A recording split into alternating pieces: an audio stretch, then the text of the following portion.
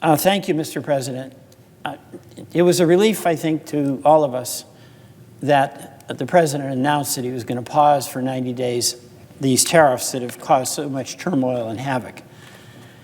It's only a pause, and it also continues tariffs with Canada and Mexico that continue to create enormous havoc for us in Vermont, and I think for many states in the country. 34 of our states have as their major trading partner the country of Canada. There's enormous back and forth in the car industry, as the President knows better than anyone, that these tariffs are very detrimental to.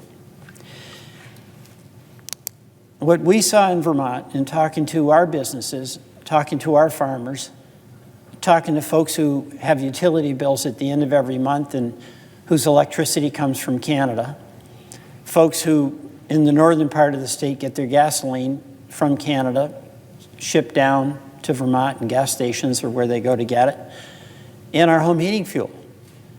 And the disruption and the threat to businesses and the erosion of trust that had been built up for decades, centuries, between Vermont neighbors and Canadian neighbors was unfathomable.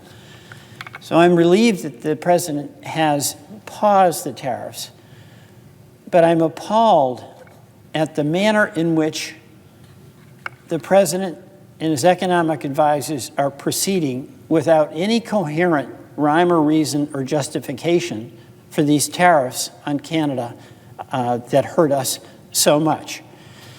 So I am going to urge that the administration back off on tariffs that serve no useful purpose, but absolutely and directly and immediately are going to do so much harm to Vermont farmers, to Vermont manufacturers, to Vermont utility customers. And we are struggling in Vermont, folks who work really hard to pay their bills.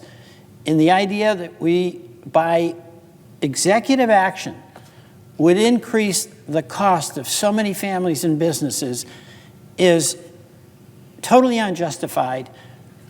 And my hope is that all of us here whose constituents face the same repercussions of these reckless tariffs will speak out on their behalf so that folks and businesses can have some security that at the end of the month they're not going to have a big spike in their expenses.